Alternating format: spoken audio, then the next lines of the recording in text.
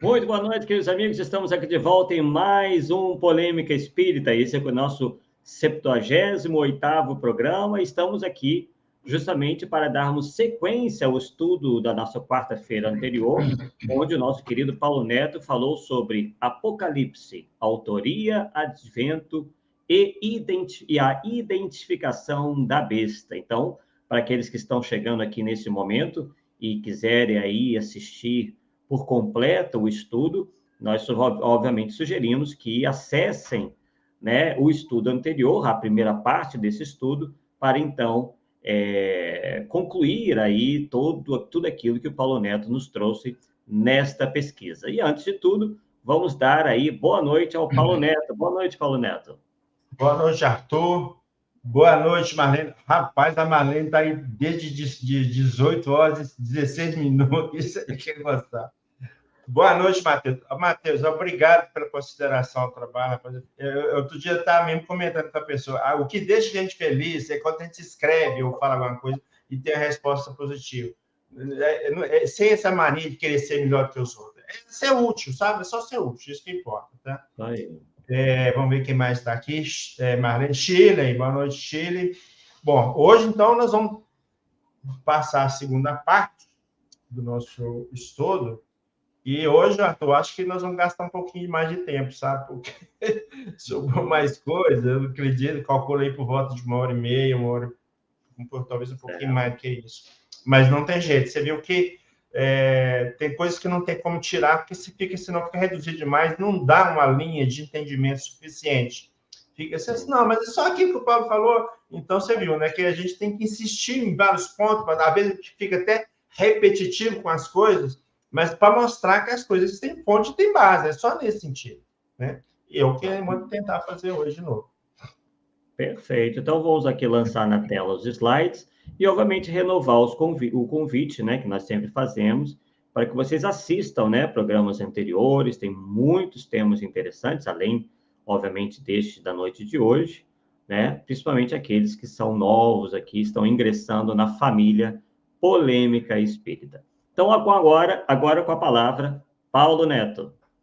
Muito bem, vamos lá, deixa eu acertar esse aqui, hein? Fiz lá aqui que também.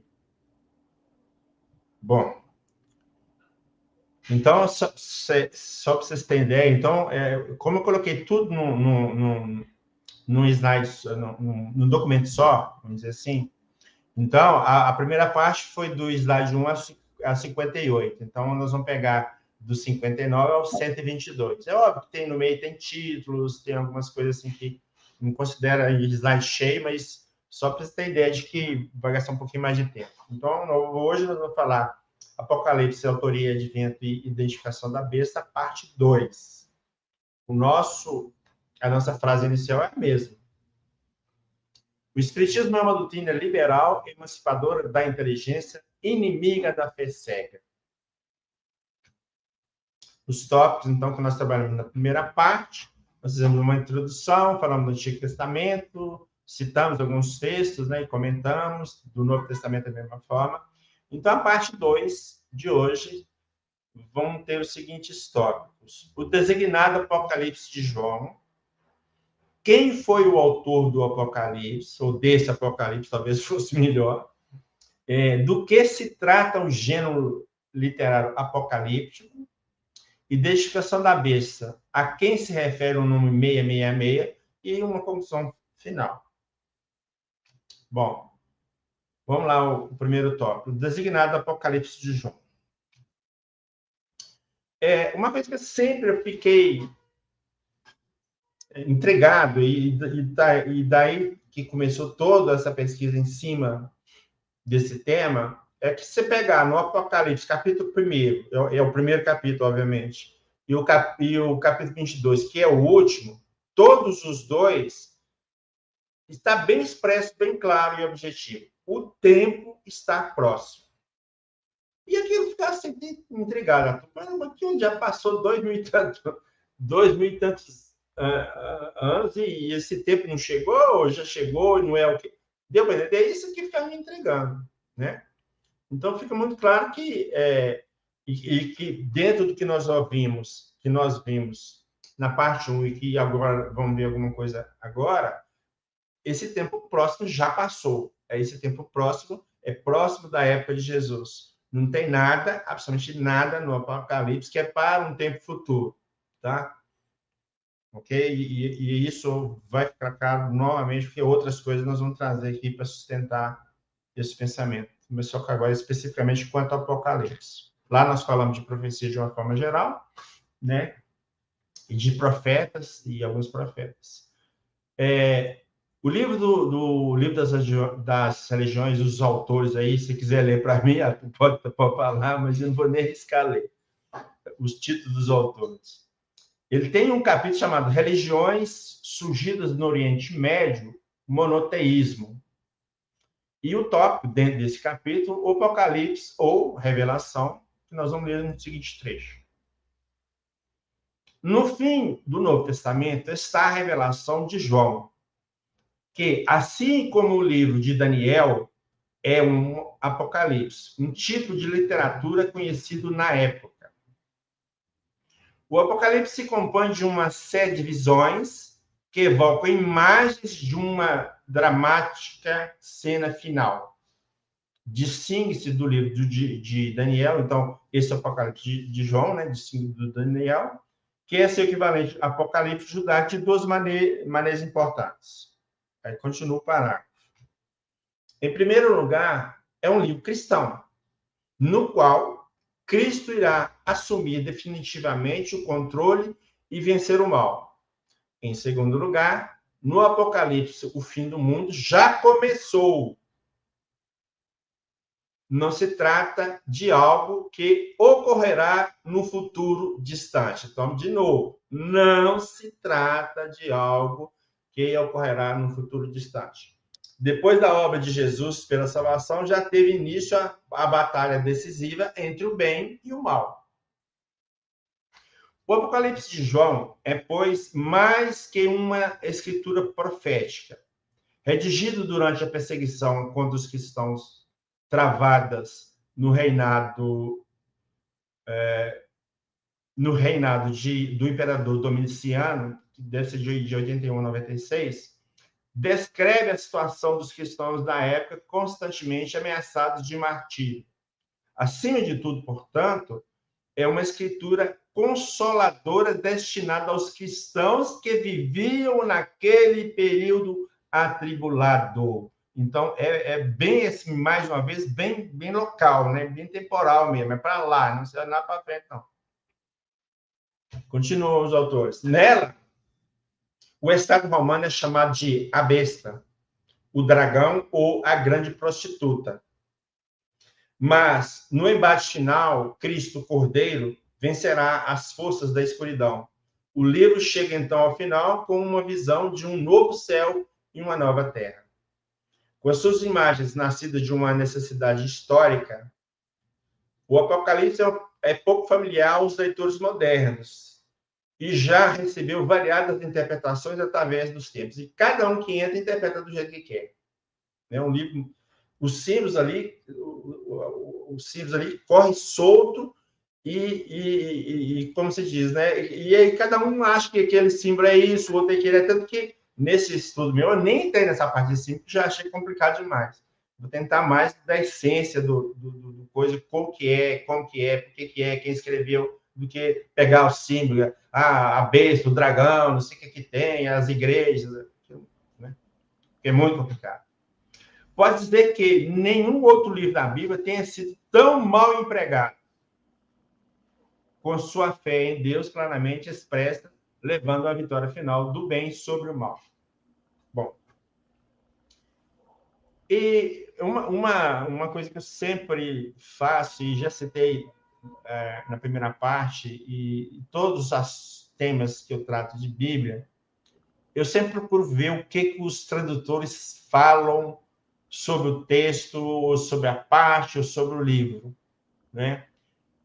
Porque são informações interessantes que eles colocam, muitas vezes nos ajuda a entender a passagem ou o próprio livro do qual fala, né? Então, aqui, por exemplo, nós vamos pegar uma explicação que nós vamos encontrar na Bíblia Sagrada Pastoral, onde afirma o seguinte: O Apocalipse é de compreensão difícil, porque o autor faz largo uso de imagens, símbolos, figuras e números misteriosos. Isso pode ser facilmente entendido quando vemos que o livro nasce dentro de uma situação difícil. O povo de Deus está sendo oprimido, perseguido e vigiado pelas estruturas de poder. Em tais circunstâncias, não se podia falar claro, principalmente porque o autor pretende mostrar a situação real e traçar uma estratégia de resistência e ação. As comunidades a quem ele se dirige entendem essa linguagem, pois estão familiarizados com o Antigo Testamento, onde o autor vai buscar os símbolos. Então, veja bem, o que está falando aqui, mais ou menos? É o seguinte, está falando dos dominados, dos povos que dominavam os hebreus, e não podia falar de maneira clara, porque senão eles iam contra ele. Então, usavam símbolos, imagens, para falar deles, sem saber que está falando deles. É mais ou menos essa a ideia, né? Então, isso que então, mas quem estava naquela época estava sabendo, a besta é fulana, deu para entender? Então, eles da época entendem, quem não entende somos nós aqui. E principalmente quando você quer usar as interpretações sem pegar ou sem ir lá atrás para ver o que a gente entendia daquele número. Então, a interpretação do Apocalipse, para mim, é muito complexa, muito complexa. Eu nem me arrisco. Quem foi o autor do Apocalipse? Isso aqui já começa a ficar muito sério. Bom, nós vimos, isso da primeira parte, nós colocamos essa passagem lá, no livro de Atos, vai falar bem claramente que Pedro e João eram homens iletrados e incultos. Então, cabe a pergunta: como João, um simples pescador, sendo iletrado e inculto, poderia escrever um texto rebuscado quanto ao Apocalipse e ainda por cima na língua grega? Ele era iletrado e inculto no hebraico e no aramaico, mas e no grego? E pior ainda, né? Então, esse é um questionamento que surge e hoje vários estudiosos vão falar bem claramente, esse João não é o João lá do pescador, não, é um outro João. Esse João não, né? E aí a gente vê todas as pessoas que fazem, todos os espíritas, por exemplo, que fazem referência ao Apocalipse, tem como o João Evangelista, discípulo de Jesus, como autor. Eu até hoje não vi ninguém questionar isso. Isso que eu acho que é o problema sério. Como é que você vai falar de um livro que hoje já não se tem aquela pessoa como autor, as pessoas não têm essas informações e fica propagando fatos inverídicos, né? Porque o que está acontecendo é isso, infelizmente. Aí, no livro do Como Jesus se tornou Deus, Bart de Ehrman vai explicar o seguinte: o cristianismo surgiu no Império Romano logo após a morte de Jesus, por volta do ano 30 depois de Cristo. A cultura grega impregnava por completo metade do leste do Império. Tanto que a língua comum no Império, no leste, a língua em que todo o Novo Testamento, de fato, foi escrito, era o grego. Isso é para provar o que eu falei lá, foi escrito em grego.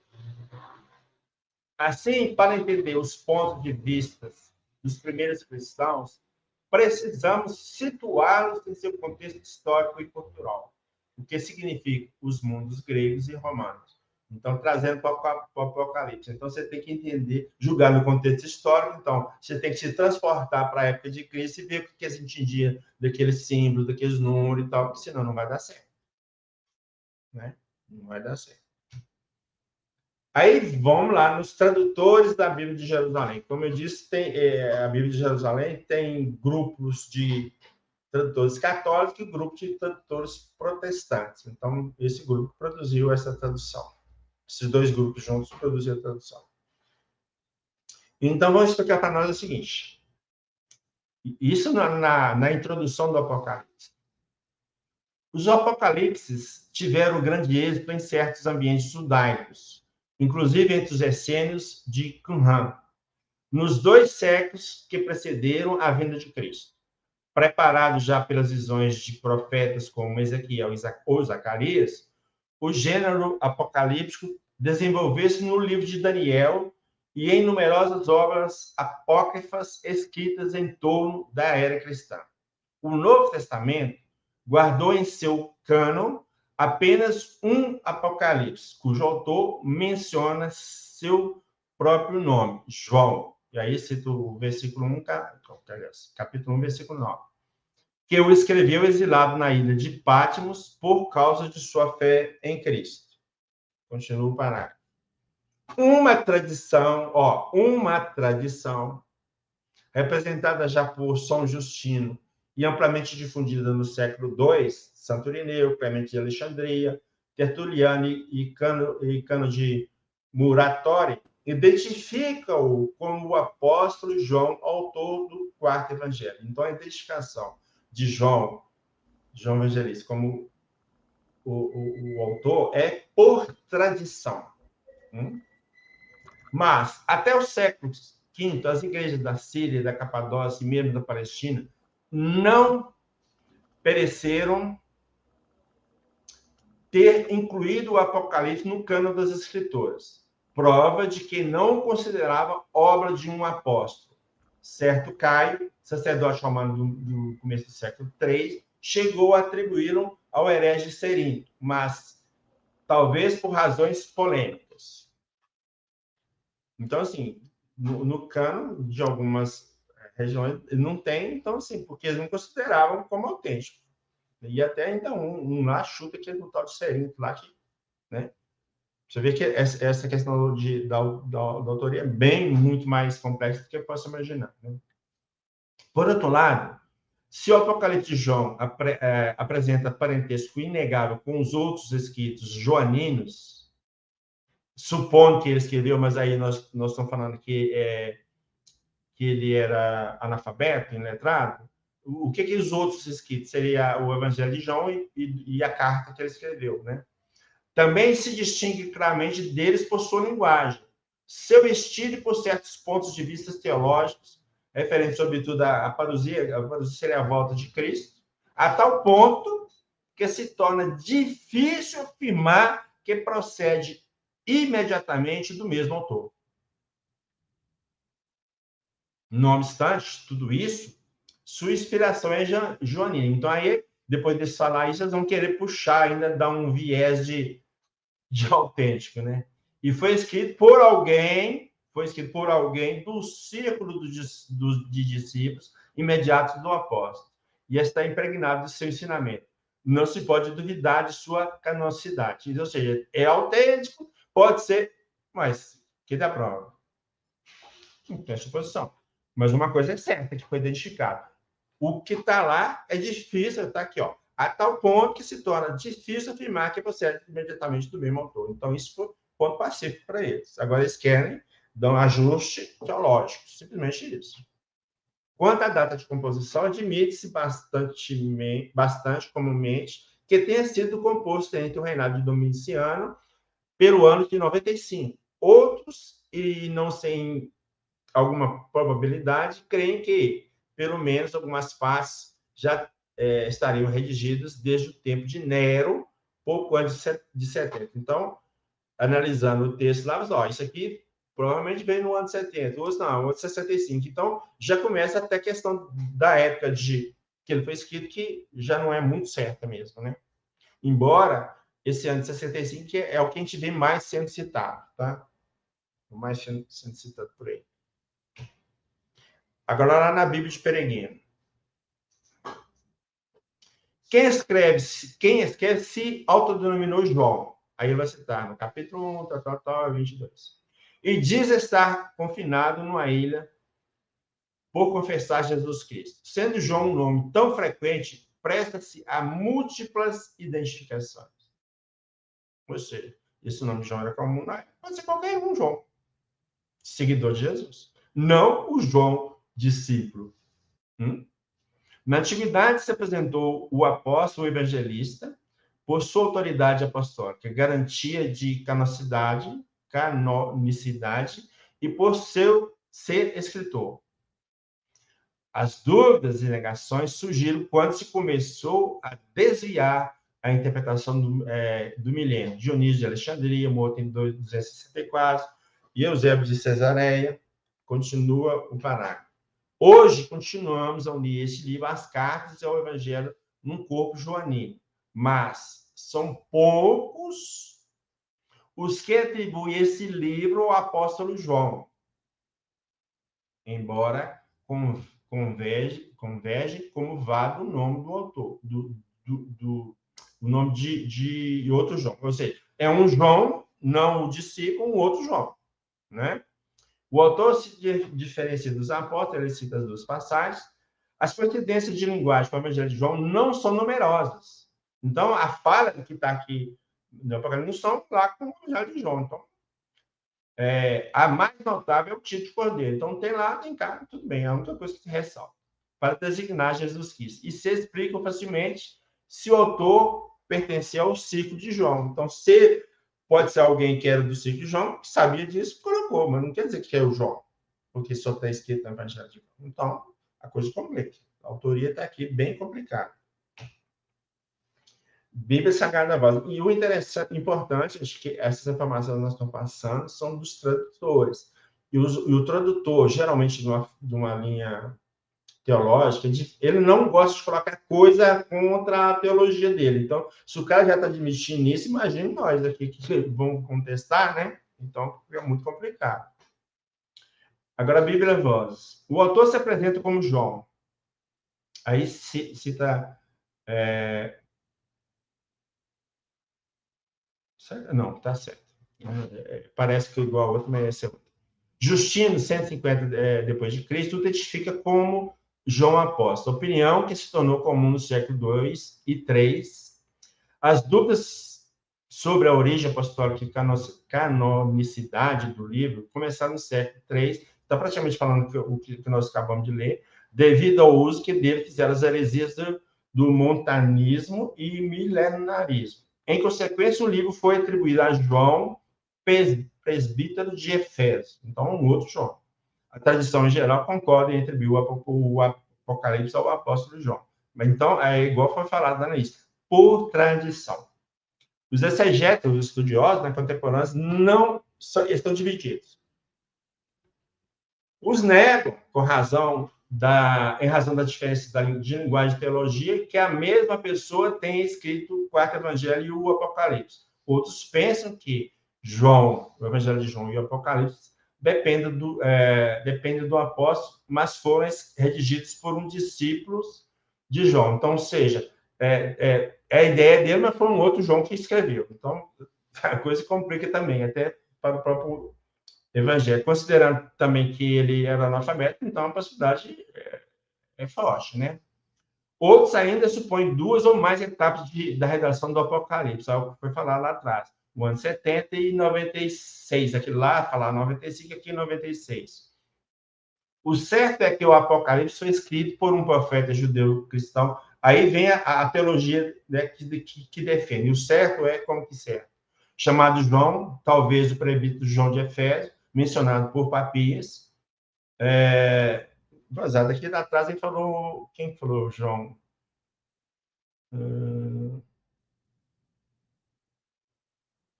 Não falou quem falou, não. É Papias mesmo. E que viveu algum tempo na Ásia Menor durante o governo do imperador Domiciano, de 81 a 96. Então, nós estamos vendo aqui, claramente, que a questão da redação é muito mais complexa. Ninguém está testando taxativamente que seja de João o discípulo, muito antes pelo contrário, tá? E aí que eu falo, no entanto, a gente fica julgando. João discípulo escreveu. Então, esse foi o nosso problema, né? Deveríamos pesquisar mais. Pepe Rodrigues é um jornalista de investigação, ele publicou o livro Mentiras Fundamentais da Igreja Católica, como a Bíblia foi manipulada, já citamos na parte 1. Ele vai falar o seguinte: resta João Zebedeu, que foi também ele apóstolo. Acontece com tudo que o evangelho de João e o Apocalipse não são obra sua, mas de um outro João. Foram escritos por um tal João, o ancião, um grego cristão, que se baseou não só em textos hebreus e essênios, como nas recordações que conseguiu obter de João, o sacerdote, identificado como discípulo amado. E aí é interessante, porque se tem João evangelista como discípulo amado, aqui já está falando que João, o sacerdote, é o tal discípulo amado de Jesus, mas que não é o João Zebedeu, esse aí é João discípulo, né? Um sacerdote judeu muito amigo de Jesus, que foi viver para Efésio, e onde veio a morrer em idade avançada. Essa informação que nós temos de Pedro Rodrigues. Esse livro ele está escrito também em português arcaico, tem hora que a gente lê lá e tipo assim, o que esse cara está falando? É meio complicado, a acentuação e tudo mais. Por isso que tem coisas que a gente lê aqui e fica meio assim, o que esse cara está falando? Mas a forma de falar não é a forma que a gente costuma escrever. Aí vai lá, nessa obra dele, vai citar o Novo Testamento original de Jung Snofeld. Então, vamos lá. Ele vai citar esse autor, né? Nessa obra Mentiras Fundamentais. Como escreveu Schoenfeld, a revelação do Apocalipse de Jesus Cristo é uma espécie tão extraordinária dessa literatura grego literário apologético, que o seu autor, além de ser forçosamente um especialista, tinha de estar intimamente familiarizado com o templo e os seus mistérios e ser perito na interpretação escatológica do cano de Moisés. Escatologia é estudo das coisas do fim do mundo, né? Aí cita Deuteronômio 32. Esse autor pensa em hebreu e os sons de certas palavras hebraicas entram nas suas visões. O grego de que se serve não é particularmente literário. Se o nome de João, com que o livro designa o vidente narrador, não for um pseudônimo, poderá, com toda a propriedade, designar João o sacerdote, o discípulo dileto, lá na outra explicação do discípulo amado, é a mesma coisa, né? Jesus, discípulo do pregador profético dos últimos tempos, João Batista, o que torna muito provável a sua associação com os grupos místico-proféticos judeus, assim como os essênios. O quarto evangelho sugere também que esse autor pertencia a uma família sacerdotal, dado ser pouco verossímil que alguém que não fosse sacerdote soubesse tanto a respeito do templo de Jerusalém, como mostra saber o autor da revelação. Então, nós temos mais um estudioso de Bíblia, né, trazendo uma informação que está fechando com outra que nós acabamos de ler, né? Então, estão tudo falando quase que no mesmo sentido, e isso é importante. Gesa Vermes é considerado um dos maiores especialistas acadêmicos sobre os manuscritos do Mar Morto e história do cristianismo. Eu tenho várias obras dele. Então, essa obra aqui, As Várias Faces de Jesus, eu vou dizer o seguinte: o livro da Revelação ao Apocalipse se pretende obra de um visionário chamado João. Aí ele vai citar os passos que tem essa afirmação. Recipiente das revelações na ilha Egéia de Patmos, na costa asiática da Turquia. Ele pertencia à escola do autor do quarto evangelho, sem ser exatamente a mesma pessoa. Então, o autor do quarto evangelho é um, segundo o Gesa Vermes, e do Apocalipse é outro. A identidade do autor e o caráter canônico dos escritos foram objetos de uma controvérsia que perdurou por alguns séculos na igreja primitiva. Ou seja, vai incluir o Apocalipse como no cânon ou não vai? É autêntico, não é? Então, houve uma certa, entre aspas, uma briguinha lá no início. Mas, finalmente, o livro da Revelação acabou fazendo parte do Novo Testamento. Existem vínculos claros entre este trabalho e o Evangelho de João. Cristo é comumente designado pelo símbolo joanino o Cordeiro, e uma vez é chamado o Verbo de Deus, aí em Apocalipse 19:13. Por outro lado, linguisticamente, é impossível atribuir as duas composições a um único autor. E a estrutura conceitual geral da revelação é totalmente diferente do Evangelho. Trata-se de um texto apocalíptico judeu adaptado para crentes em Jesus Cristo. Então, pegou um texto antigo e adaptou para os crentes em Jesus. Essa é a ideia que está passando aqui. Suas imagens apocalípticas evocam frequentemente os manuscritos do Mar Morto. Então, é a coisa que está lá. Então, o bicho está pegando. Está vendo que o importante é assim, as pessoas, estão citando vários estudiosos, várias fontes, e elas estão praticamente falando a mesma coisa. Né? A mesma coisa. Temos no israelense David Flusser uma explicação inusitada para a autoria do Apocalipse. Flusser foi professor do cristianismo primitivo e judaísmo no período do Segundo Templo da Universidade Hebraica de Jerusalém, autor da obra O Judaísmo e as Origens do Cristianismo. São 3 volumes, né? Aqui eu vou pegar essa transcrição do segundo volume. E vai dizer o seguinte: o livro do Apocalipse, o último do Novo Testamento, foi escrito por um judeu cristão depois da destruição do templo, na época do imperador Domiciano. Então, já está escrito por um judeu cristão, já não afirmou que é João. Né? Documento da literatura apocalíptica, seu caráter basicamente judaico foi reconhecido. Está escrito na tradição dos apocalípticos judeus. O caráter dele parece muito com os apocalípticos judeus, né? É esse que está fazendo a relação. A composição do livro é estranha. Embora ele termine com a descrição da salvação final, é impossível encontrar nele algum fio concreto da narrativa. Os acontecimentos contidos no livro do Apocalipse têm muitas vezes seu próprio peso, e tem-se a sensação de que houve repetições no livro. Então, à medida que você vai lendo, não, isso aqui já foi falado antes, é isso que eu estou falando, né? Isto, aí ele vai explicar. Isto é causado pelo fato de que há aqui fragmentos de esquemas escatológicos seguindo-se uns dos outros ou entrelaçados uns nos outros.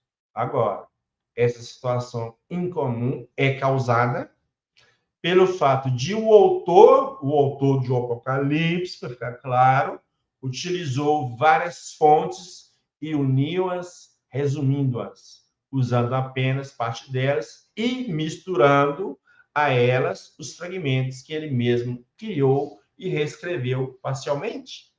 Então, ele questiona. Essa diferença aí, que a repetição, parece que uma coisa está aqui, tirou de lá, então esses recortes, né, que ele fala aqui, que ele fala, isso foi tirado de outro autor, né? Bom, de que trata o gênero literário apocalíptico?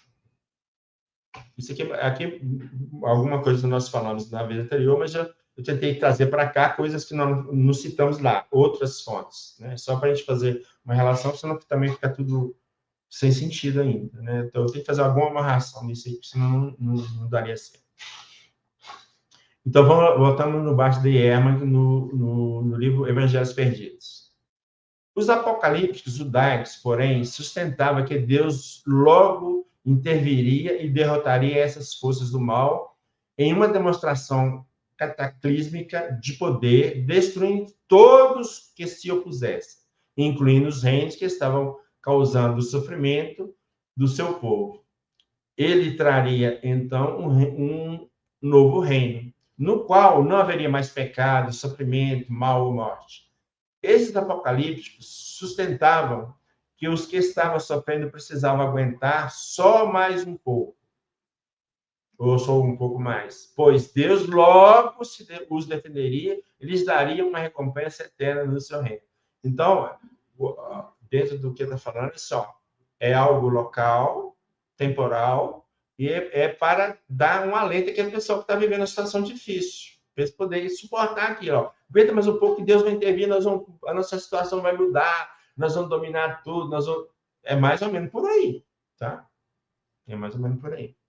Aí continua o parágrafo. Quando seria esse logo? Em verdade, vos digo, dos que aqui estão, alguns há que não provarão a morte sem que vejam chegado o reino de Deus com poder. Essas são palavras de Jesus, ele vai citar Marcos capítulo 9, versículo 1, provavelmente o apocalipse judeu mais famoso da antiguidade. Ou, como ele diz mais tarde, em verdade vos digo, Jesus, né? Em verdade vos digo, não passará essa geração sem que todas essas coisas aconteçam. Essa geração não vai passar sem que tudo aconteça, tudo local, temporal, não tem nada para frente. Futuro longínquo, novamente.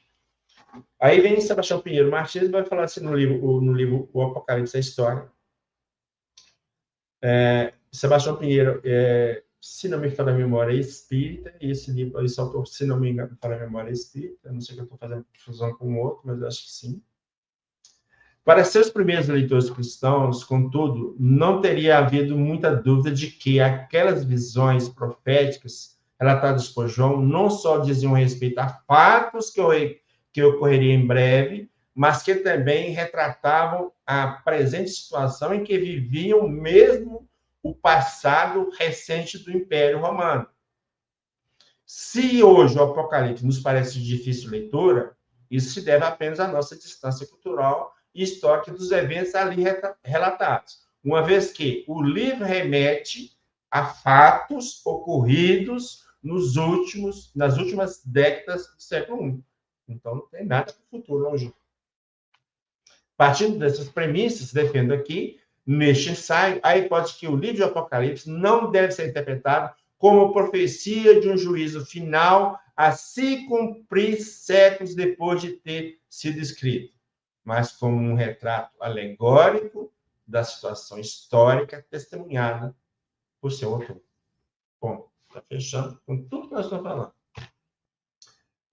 Na Bíblia de Jerusalém, introdução, também na introdução do livro Apocalipse, eu falo assim, é indispensável para bem compreender o Apocalipse, reinseri-lo no ambiente histórico que lhe deu origem. Um período de perturbações e de violentas perseguições contra a igreja nascente, pois, do mesmo modo que os apocalipses que o precederam, especialmente o de Daniel, e nos quais manifestadamente se inspira, é escrito de circunstância, destinado a reerguer e a robustecer o ânimo dos cristãos, escandalizados, sem dúvida, pelo fato de que a perseguição tão violenta que se tenha desencadeado contra a igreja daquele que afirmaram, não tem mais, eu venci o mundo. Então, aqui os próprios tradutores estão falando só, isso é temporário, é para dar ânimo. Então, não é nada para o futuro longínquo. Então, isso fica bem claro. Para levar a efeito seu plano, João retoma os grandes temas proféticos tradicionais, especialmente o do grande dia de Yahvé. Aí vai citar Amós. Ao povo santo, escravizado sob o jugo dos assírios, dos caldeus, dos gregos, dispersado, e quando destruído pela perseguição, os profetas anunciavam o dia da salvação, o dia de Yahvé, né? Que estava próximo e no qual Deus viria libertar o seu povo das mãos dos opressores, devolvendo-lhes não apenas a liberdade, mas também poderio e domínio sobre seus inimigos, que seriam, por sua vez, castigados e quase destruídos. Então, esse livro de Apocalipse, ele tem exatamente a mesma ideia dos apocalipses anteriores. Situação de domínio estrangeiro, era reconforto pessoal, aguenta mais um pouco, Deus vai intervir, por aí afora, igualzinho, não muda em nada. No momento em que João escrevia a igreja, o novo povo eleito acaba de ser dizimada por sangrenta a igreja, né? Acaba de ser dizimada a igreja, né? Por sangrenta perseguição. Aí cita as passagens, desencadeada por Roma e pelo Império Romano. A besta, ó, está fazendo a referência à besta. Então, a besta, quem é a besta? Império Romano. Mas, por instigação de Satanás, aí vem a teologia, né? Aí cita lá os versículos, o adversário por excelência de Cristo e do seu povo. Interessante que ele fala João, mas não citou que João que é, né? Tá vendo? Então, João Evangelista, bom discípulo de Jesus. Então, é um João, mas, como diz o outro, pode ser qualquer João. Então, nem afirmar que João que era, não tiveram preocupação. Na Bíblia de Peregrino. A primeira palavra do texto é Apocalipse, o que equivale à definição do livro para sua classificação. Porque o Apocalipse é um gênero bem definido. No Antigo Testamento tem só um representante, Daniel. O resto são apócrifos. O Apocalipse se coloca numa conjuntura de mudança e sobressalto decisivo. Mudança, domínio estrangeiro, né? Olha para o passado e o divide em etapas sucessivas, contempla um presente de perigo e angústias crescentes e abre a cortina do futuro próximo. Olha, isso aqui vai mudar, isso aqui, né? O julgamento divino solene e a instauração do reinado do Senhor. Continua o parágrafo. Agora entra a ficção. O autor se finge um personagem antigo, o passado reduzido a período se apresenta como predição, o futuro é predição. Então, ele pega um passado e joga como uma profecia, e aí é fácil. Aí é fácil. Até que o trabalho é intelectual. Agora começa com variável isso, o trabalho da fantasia.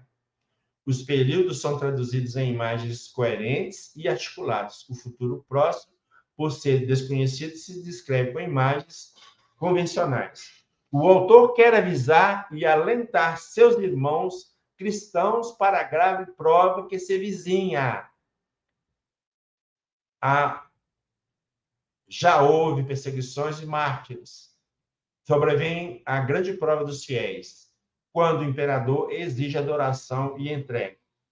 Exige adoração para ele que se considerava como Deus. Porque a Bíblia do Peregrino, cara. Aí olha para você ver. Para os próprios tradutores, o que expõe aqui.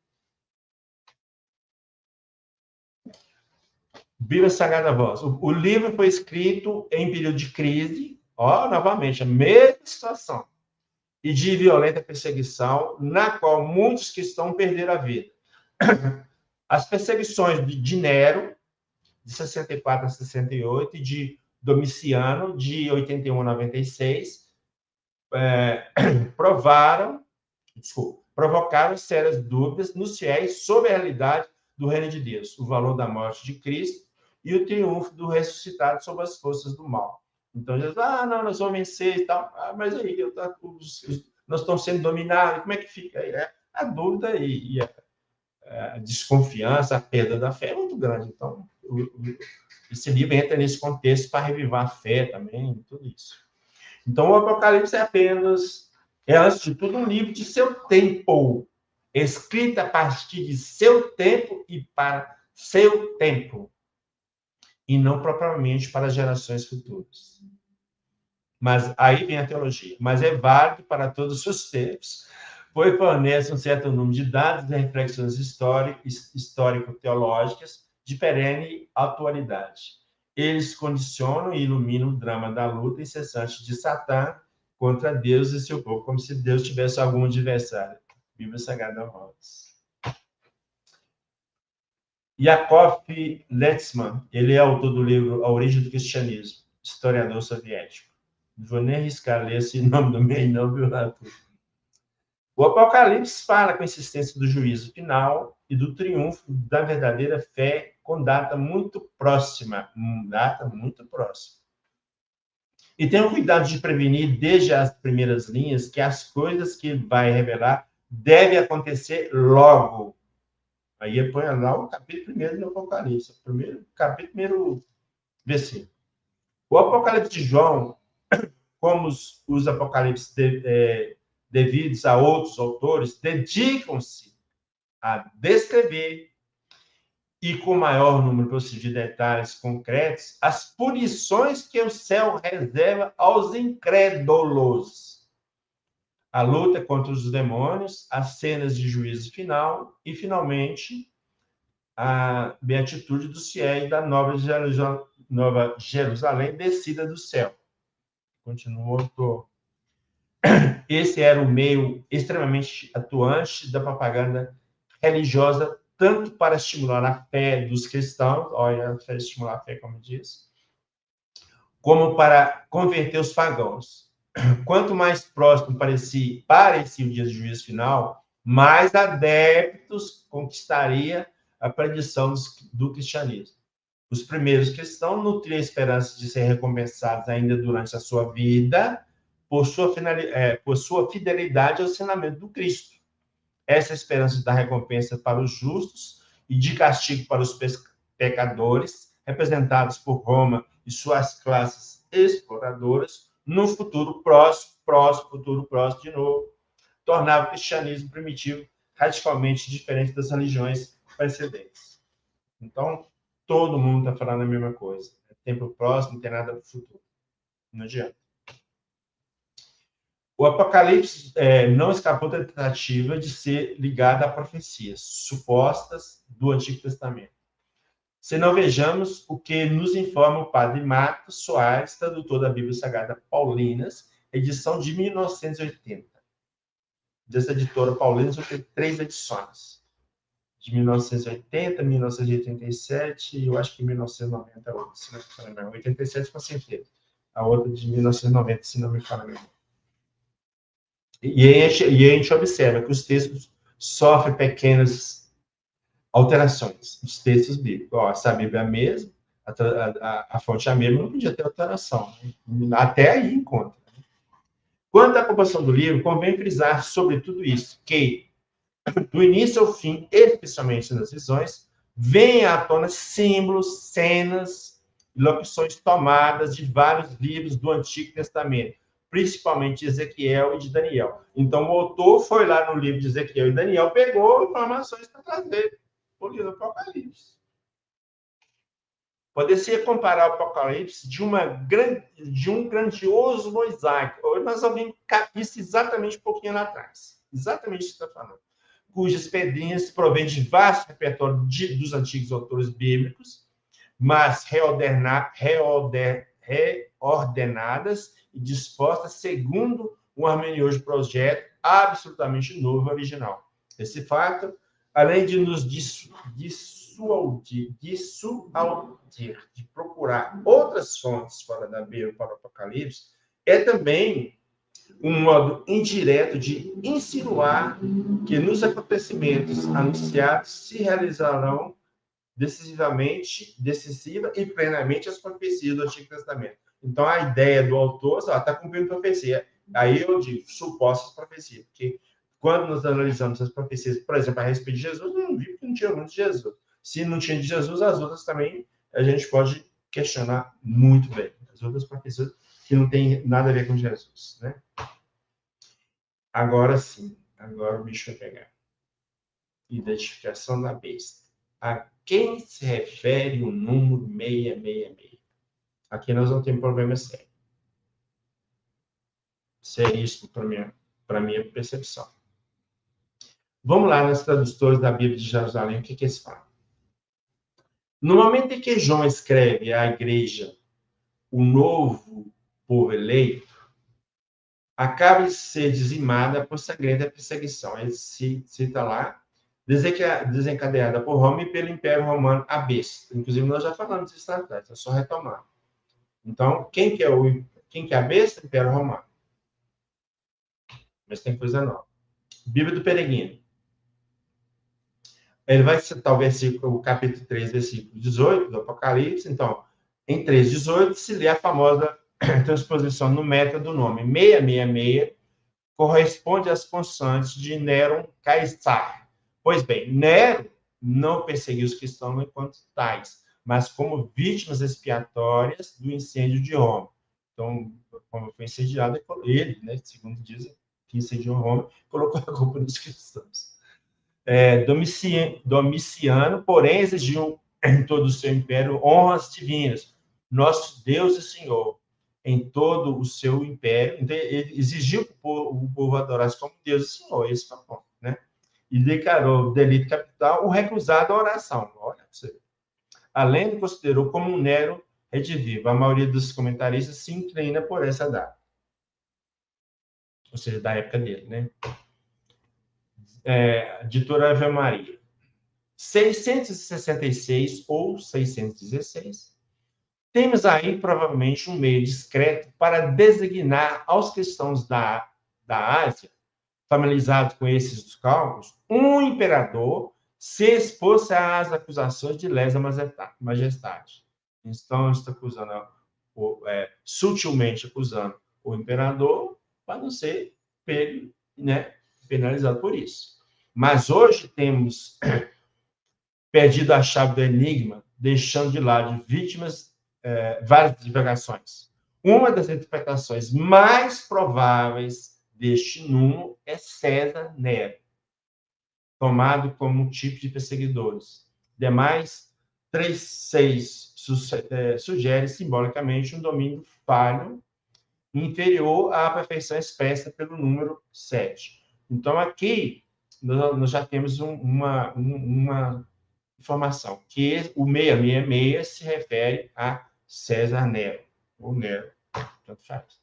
Aí eu tive que achar lá, porque César Nero, você nunca ouviu falar, a gente veio falar mais de Nero, mas que César que apareceu aqui? Então, na verdade, que César tem um nome dele, né? Nero, Cláudio, César, Augusto, Germânico, né? Então, por causa disso. Nero e Nero César, a mesma pessoa. Bíblia Sagrada Barça. 666. Se o significado deste número era de fácil compreensão para os leitores de São João, que tinham elementos para interpretar com segurança, não acontece o mesmo conosco. A interpretação tida hoje como mais provável é que vê nele a representação do nome de César Nero, escrito com letras hebraicas. A soma dos números de cada letra, né, correspondente a cada letra, faz um total de 666. Então, é outra fonte que está dando o mesmo direcionamento, ou seja, o 666 se refere a César. César Nero. Aí vem embaixo no livro Problema com Deus e diz o seguinte: um leitor antigo, inteligente, não teria dificuldade de saber a quem o número faz referência. Linguagens antigas, como o grego e o hebraico, usavam letras do alfabeto para os números. A primeira letra era 1, a segunda 2 e assim por diante. O autor do Apocalipse está indicando que se você pegar as letras do nome dessa pessoa, elas somarão 666. Em dado nível, isso é muito simbólico. O triplo 6 é alguém diante da perfeição de Deus, é um número que simboliza o que está mais distante de Deus. Mas quem é? Se a besta do capítulo 17, com 7 cabeças e 10 chifres, é Roma, é provável que esta besta do capítulo 13 também seja. Este é o grande inimigo dos santos. Quem em Roma era considerado o grande inimigo dos cristãos? O primeiro imperador a perseguir os cristãos foi César Nero. Por acaso corria por todo o Império Romano o boato de que Nero iria retornar dos mortos para devastar o mundo ainda mais do que tinha feito quando vivo da primeira vez. Soou como alguém que recebeu um golpe mortal, mas se recuperou, como é dito desta besta. Mas o mais impressionante é o próprio número da besta. Quando você soletra o nome César Nero em letras hebraicas e a soma, elas totalizam 666. E agora que é o nosso problema. Então, nós tivemos umas 5 fontes falando que 666 é Nero. Vamos ver o que Emmanuel falou no livro A Caminho da Luz. Complicado. E aí ele vai identificar assim. É muito complicado. Isso aqui, sinceramente, me tirou do sério isso aqui. Até quando eu li, não tinha percebido, né? Porque eu não tinha feito esse estudo. E quando eu fiz esse estudo e fui fazer a ligação, caraca, agora que complicou mesmo. Então, vamos de lá. O que Emmanuel vai falar. Quanto ao número 666, se nos referirmos às interpretações com os números gregos em seus valores, devemos recorrer aos algarismos romanos. em sua significação por serem mais divulgados e conhecidos, explicando que é o sumo pontífice da Igreja Romana. Quem usa os títulos vigaris generales de interres. Isso é latim, né, Arthur? Não é? Como? Vicaris generales de Sim, interres. Desse é latim. latim. E aí Latim. vem vicaris filii Dei, ou sei lá, que o outro está falando, DVX, sei lá, nunca vi essa expressão. Clérigo. Que significa vigário geral de Deus na terra. Vigário do Filho de Deus e príncipe do clero. Bastará ao estudioso um pequeno jogo de paciência, somando os algarismos romanos encontrados em cada título papal, a fim de encontrar a mesma equação de 666 em cada um deles. Então, o que Emmanuel está falando aqui? Quem representa o 666 é quem senta no trono de Pedro, entre aspas. Pior, porque ele não identifica um papa específico. Se fosse um, né, Arthur? Vai lá. Tudo bem. Pode ser. Faz uma generalização. Traiu Jesus, tá, tudo bem. Agora, aqui não, sentou no trono de Pedro, é ele que é o 666, cara. É isso que está aqui. E isso, para mim, me chocou. Eu acredito que um espírito de certa evolução jamais falaria dessa forma que foi falado aqui, porque ele está denegrindo o líder de uma outra religião. Os espíritos jamais fazem isso. Jamais. Eles podem questionar a pregação dele, ele falou isso, não é, e tal, tudo bem. Né? Faz parte, né, da evolução, né, Arthur? Mas identificar alguém como a besta do Apocalipse, isso é sério. E o problema é que totalmente desconhecido da maioria dos espíritas. Eu nunca vi ninguém falando sobre isso. Você já viu, Arthur? Não. Fazendo essa relação? Então, nós estamos aceitando simplesmente como cordeirinhos. E isso é sério. Conclusão. Em agenda, nós temos os tópicos sinais precursores e juízo final. Nós vamos escrever alguma coisa deles. Transcrever mesmo.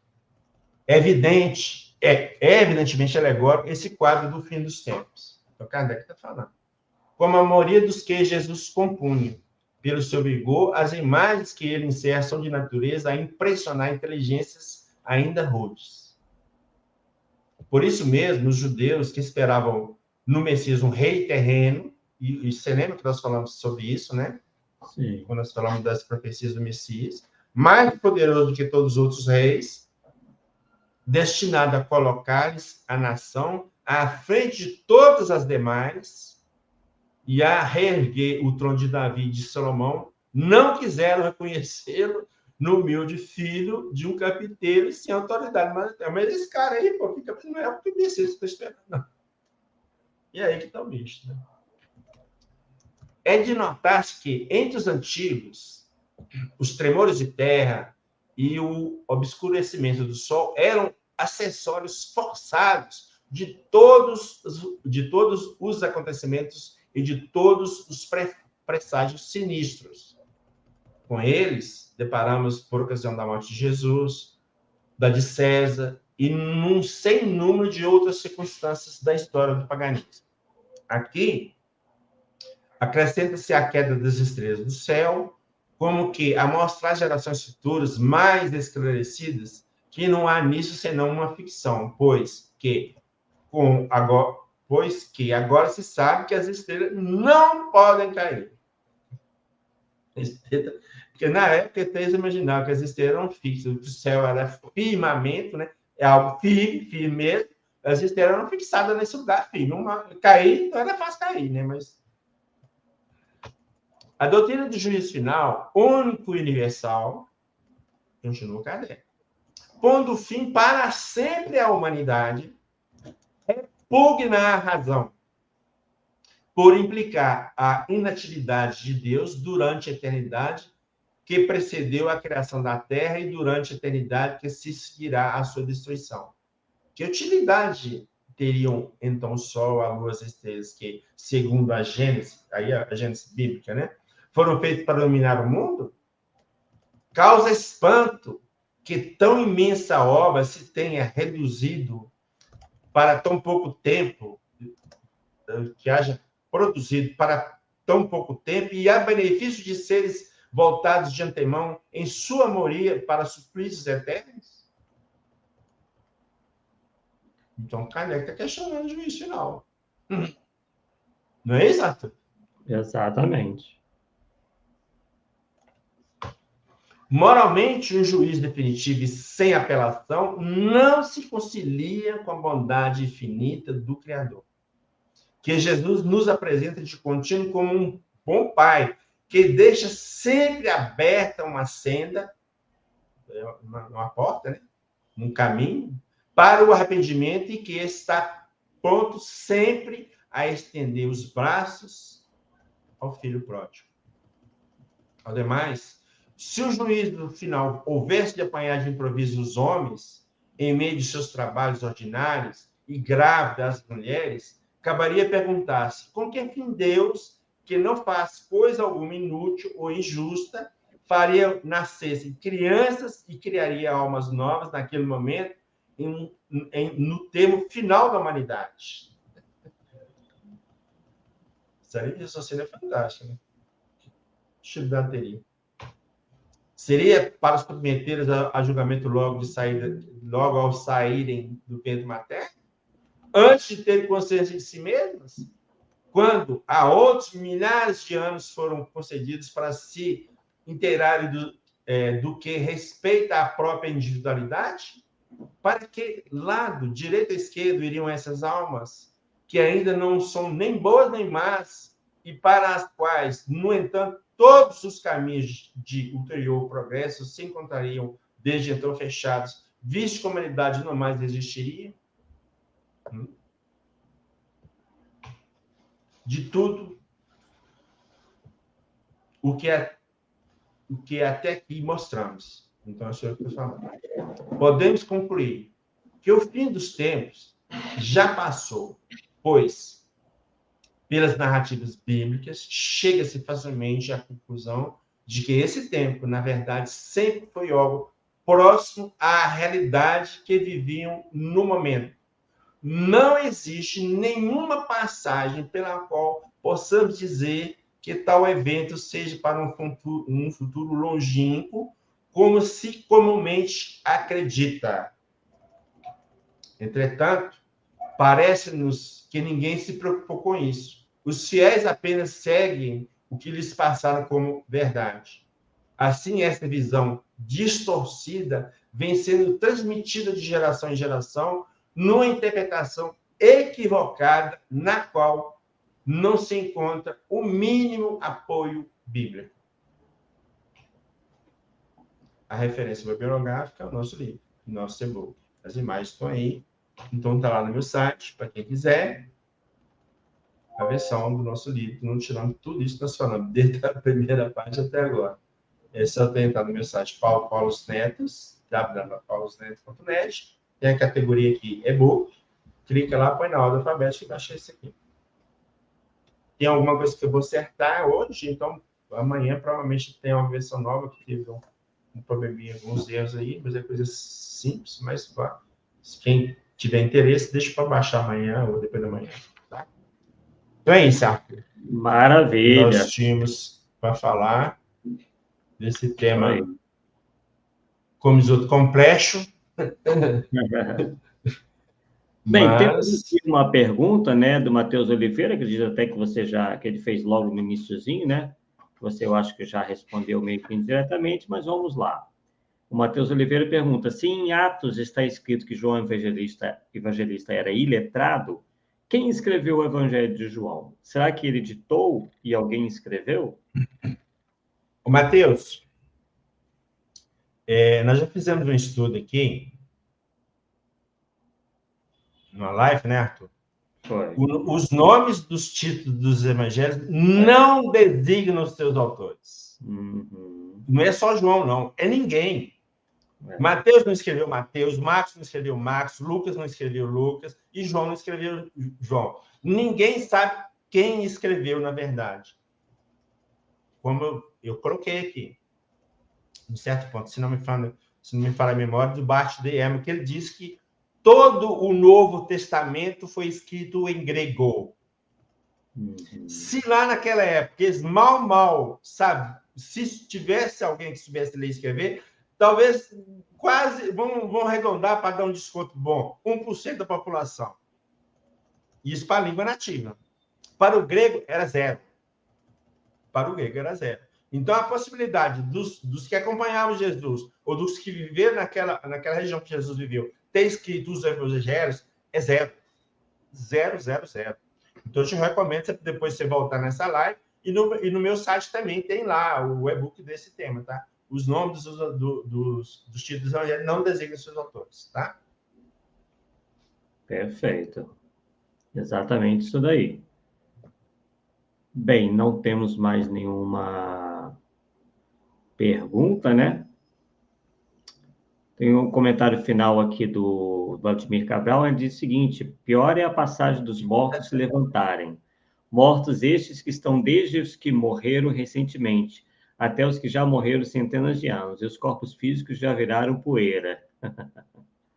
Pois é, quando eles falam os mortos vão levantar da sepultura, os mortos, para eles, é os esqueletos, tá? Não tem negócio, cara. Sem chance. Aí eles dizem, né, que na verdade vão ser corpos incorruptos, que vão renascer em corpos incorruptos, não é isso? Não, os corpos incorruptos é depois. Depois que sim. levantar da sepultura. Então, depois. Incorruptos não vão morrer mais, né? Vamos dizer, incorruptos não vão morrer mais. Exatamente. Mas até lá, como é que fica? Coisas e o cara que teve o corpo queimado e virou cinza jogada no mar, o que vai acontecer com ele? Os cremados, como é que fica? Então, meu, sem chance. Muito complicado, realmente. É aquilo que a gente fala, né? A religião desassociada da razão. Aí dá nisso, né? Na fé cega, enfim. Bem, pessoal, então, Paulo, mais algum comentário final? Eu achei até que ia gastar mais tempo, você gastou menos tempo que o outro. Sim.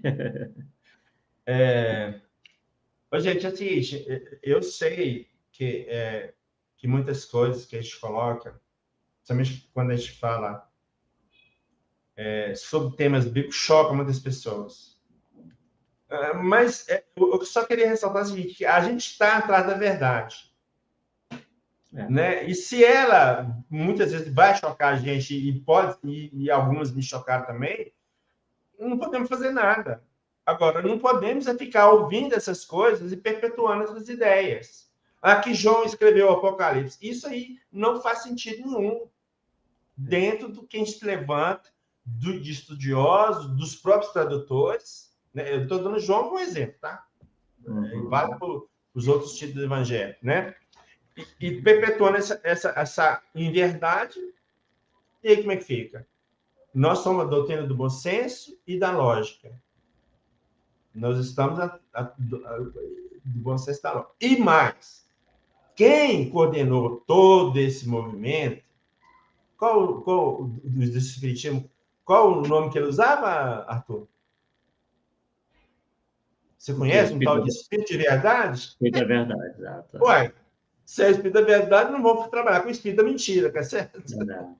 Então, vamos usar a verdade. É óbvio que tem coisas que a gente tem que dosar, ou tem que segurar. Eu fiz uma análise de uma obra, até de Emmanuel, que eu tive que segurar muito tempo para não publicar, cara, porque ia chocar demais da conta. Eu disse, não vou publicar. Eu devo ter passado dos 10 anos que essa obra pronta, um artigo. Não tinha parado de publicar, até que um dia surgiu a oportunidade de seja lá o que for. É verdade, acabou. Não estou... Né? Então, é isso que quer passar para vocês, né? Essa possibilidade de a gente correr atrás da verdade, não importa para que lado que está. Se essa verdade fizer a gente mudar de opinião, vou mudar também, né? Numa boa, sem problema nenhum. Porque é isso, sim, que eu acho que é o bom senso e a lógica, tá? Agradeço a todos aí pela participação e fica aí para o Arthur encerrar a nossa live de hoje. Maravilha, é isso aí. Bem, então, pessoal, estamos aí por encerrado, então, nossa live de hoje, né, onde o Paulo encerra, né, o seu estudo sobre o Apocalipse, autoria, advento e identificação da besta, e na quarta-feira que vem, nesse mesmo horário, às 20 horas, estaremos aqui de volta em mais um Polêmica Espírita e aguardo vocês na próxima quarta-feira. Uma boa noite, um forte abraço e até lá, pessoal. Tchau, tchau.